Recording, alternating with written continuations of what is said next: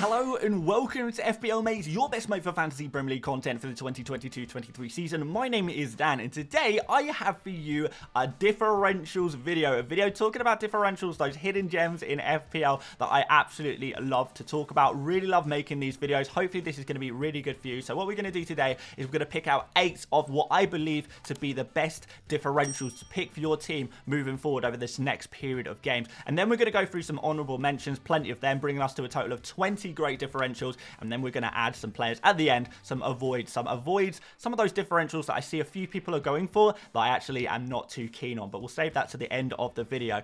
If you do enjoy this one, please do leave a like, particularly if you want to see more differential videos between now and the end of the season. If you're looking to get those different players to make a difference to your team, really try and get ahead of your rivals, then I will do them, but just let me know if you want that, and do subscribe if you're new around here as well.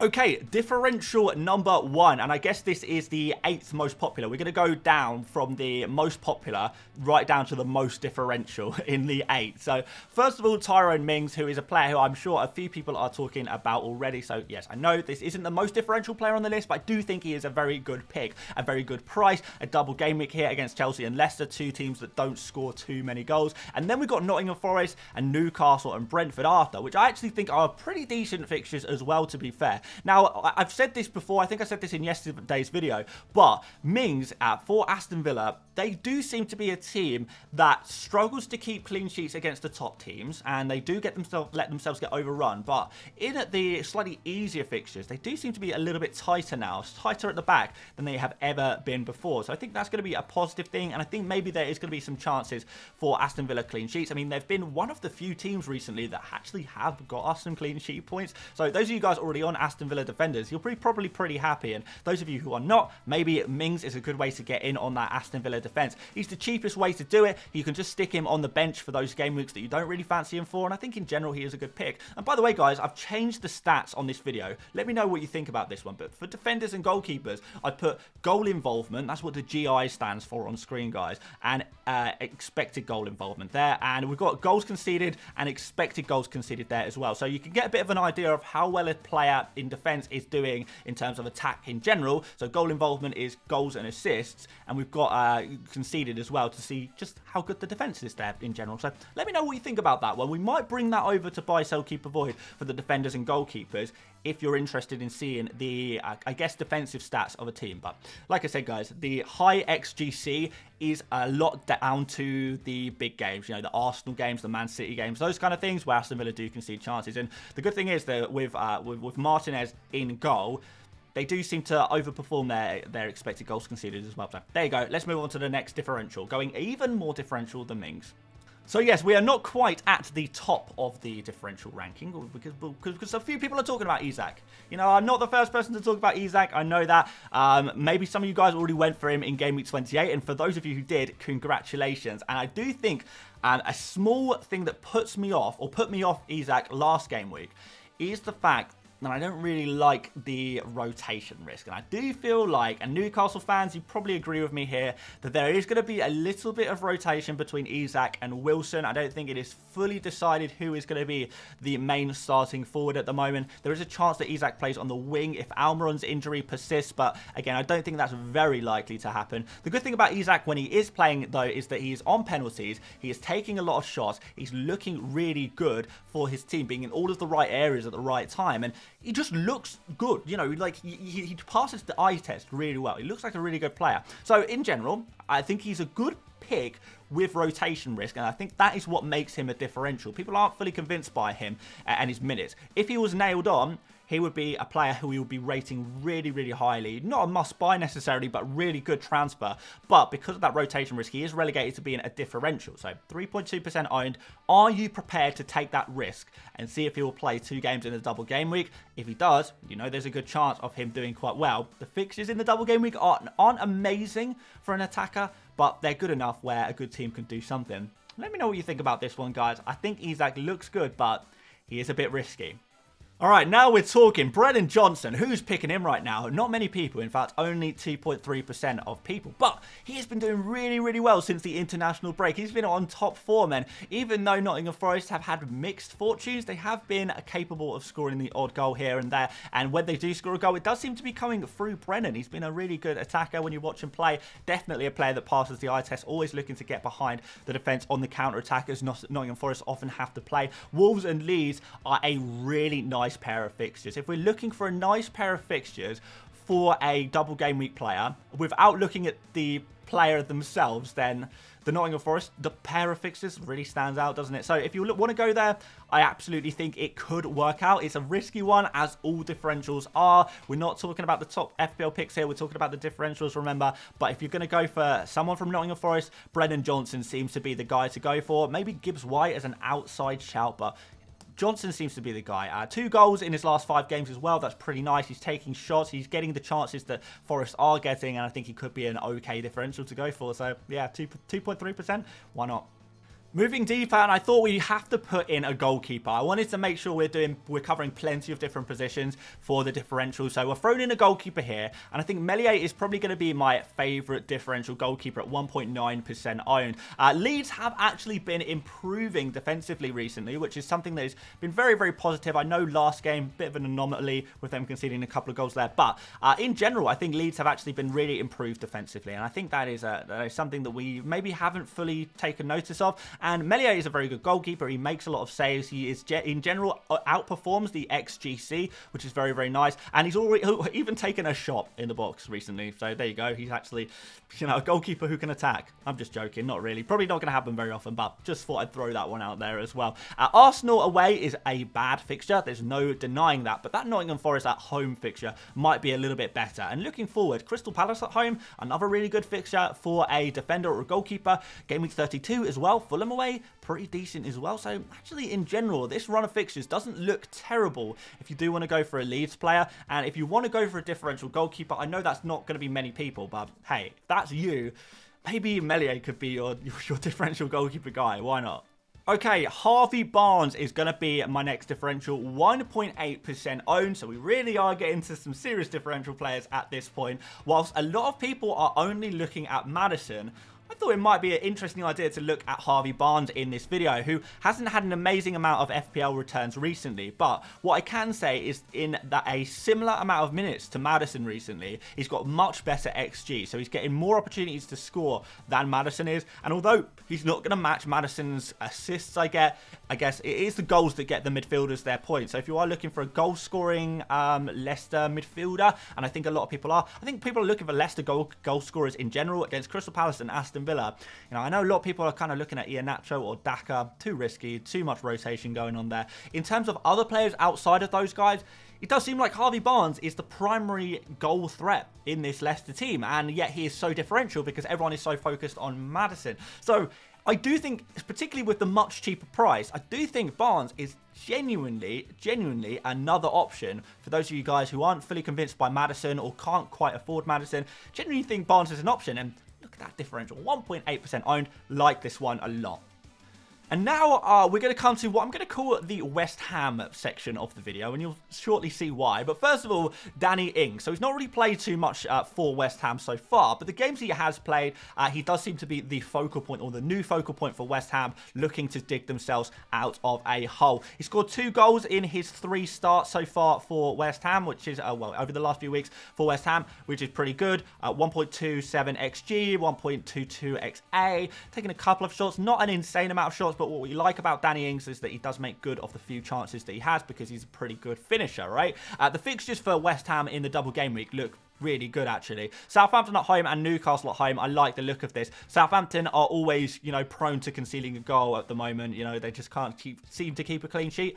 Newcastle at home, again, another team that hasn't kept a clean sheet in, what, 5 or 6 games now? It's quite incredible to see the transformation. I do still think Newcastle are a good defence, but If West Ham are going to score goals, maybe it's going to be Danny Ings going to be doing the business there on penalties as well, which will be pretty nice for him. And we've got Fulham away in game week 30, decent fixture. We've got Bournemouth away in game week 32, decent fixture. And it looks like West Ham are also going to get a double game week in game week 34. So if you're looking to plan well in advance for the double game week 34, West Ham should have a double game week there, which again is another real nice reason to go in on some West Ham players, which is what justifies the West Ham section of this differential video, because we've got 1.7% owned Ings. How about the next guy?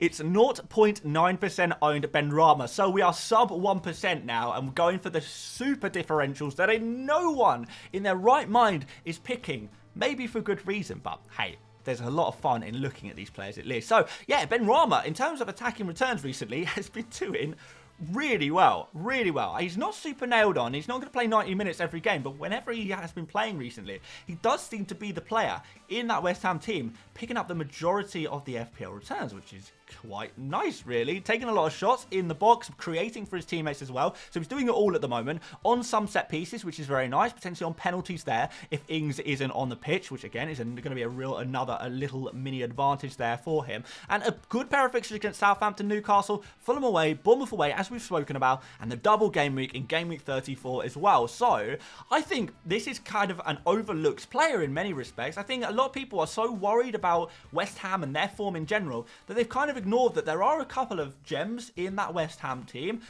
They've got decent double, they've got good fixtures, they're going to have another double in game week 34. Is now the time to pick up some West Ham players? And I think genuinely, it might be. So, there you go. There's the West Ham section. Oh, wait, you thought the West Ham section was over? Hell no. One more West Ham player, and that's our final of our primary 8 differentials before we go on to some honourable mentions and some avoids.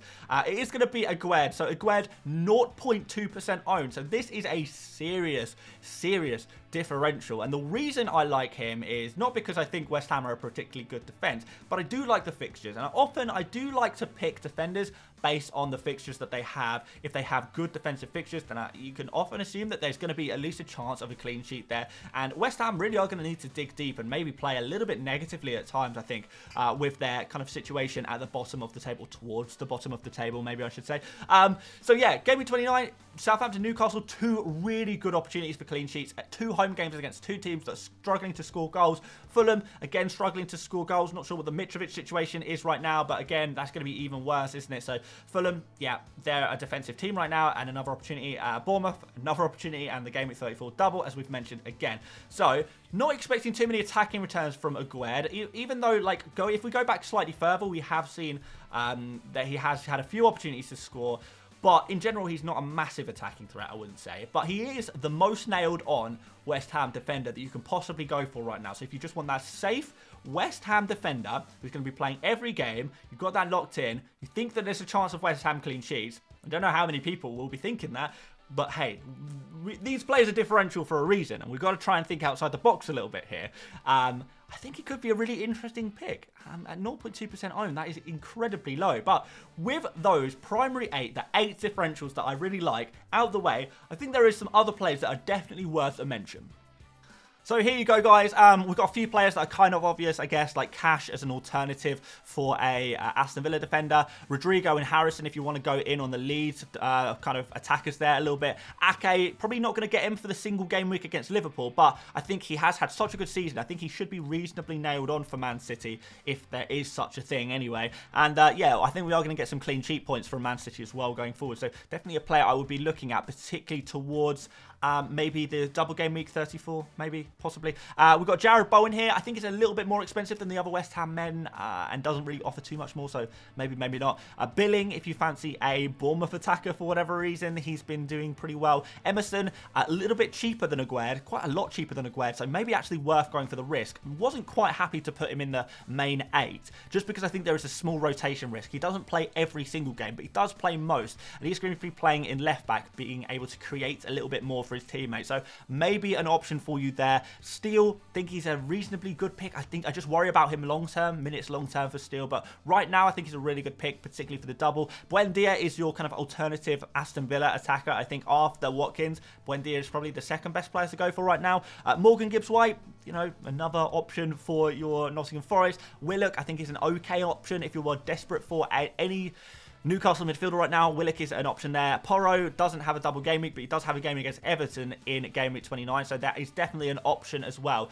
He seems to be, I don't know if he's nailed on at the moment because Emerson is always waiting for his chance, but hey, definitely an option, doing pretty well in attack there as well, Porro. So I think he is a player that, again, a lot of people are overlooking, possible differential for you to go for. On to some avoids, just because it's a bit controversial, it's a bit of fun, and it adds to the conversation, I guess. But these are the kind of differentials that I personally am not too keen on. So the likes of Alan Saint-Maximin and Bruno Guimaraes, not really fans of them for Newcastle, don't really provide any more than, you know, Willock, for example. In general, I don't really like the Newcastle defence. I kind of understand Willock, but yeah, I wouldn't really go much further than that, even whilst Almiron is injured. We've got João Felix here. Just go for Havertz. If you want that Chelsea attacker right now, Havertz seems to be the guy to go for. João Felix, he looks fantastic. He passes the eye test, but doesn't always look like scoring goals. Anthony, just too risky. Just a crazy pick. Just go for Rashford and Bruno Fernandes pretty much. Jensen, I don't think his attacking returns are sustainable, and I don't really like Brentford's fixtures. Ferguson, this is a really controversial one, but I'm going to throw this one out there because I just wanted an opportunity to talk about it somewhere, because I do really like Ferguson as a pick in general, but I think the problem is with Brighton is because they can have so many double game weeks over the, you know, the rest of the season, so many double game weeks. I think they've still got 4 double game weeks to come, which is just absolutely crazy. We do want to make sure, one, we have the most nailed players, and 2, we have the best players. I don't think there's too much room to be picking differentials from Brighton, really. Just pick your absolute top best players who are nailed on, who you think are going to smash it. I like Ferguson as a differential, but I just don't think that Brighton are the right team to go too crazy on, and we do want those nailed players in particular. Ferguson's just never found himself to be nailed. Like, Welbeck is always looming. Enzo, just not good for FPL, really. Alvarez, 2 rotation risk. Iheanacho, 2 rotation risk. I've got Navas, Perraud, and Neto here. I think I'm just going to group them all together and basically say, yes, they're differential, but they play for defences that are so bad that, you know, they're going to concede goals. Maybe not Perraud as much. I don't mind Southampton's defence too much. Their stats are good, but they just can't seem to get too many clean sheets at the moment. So I just don't really think he's worth going for. Plus a lack of double game week doesn't really help his case either. But yeah, certainly Navas and Neto, even though I think they're decent goalkeepers, I just, you know, they play for the defences that are just too bad, even despite their double. So, nah, I think those guys are avoids as well. And that is that, guys. Let me know how many of the differentials you saw in this video you are thinking about for your team. Are there any other differentials that I haven't mentioned today that you think are good shouts as well? Maybe you're going for them. I just want to hear about your differentials. So let me know in the comments who your differentials are. Let's see if there's anything interesting in there that perhaps none of us have thought about. Do like this video if you did enjoy it. It really does help out the channel. Do subscribe if you are new around here. Love making these videos, so let me know if you want me to make more of them. Plenty more content to come over the next few days, so hopefully see you then. But aside from that, guys, thank you so much for watching once again, and I will see you later, mates. Bye-bye.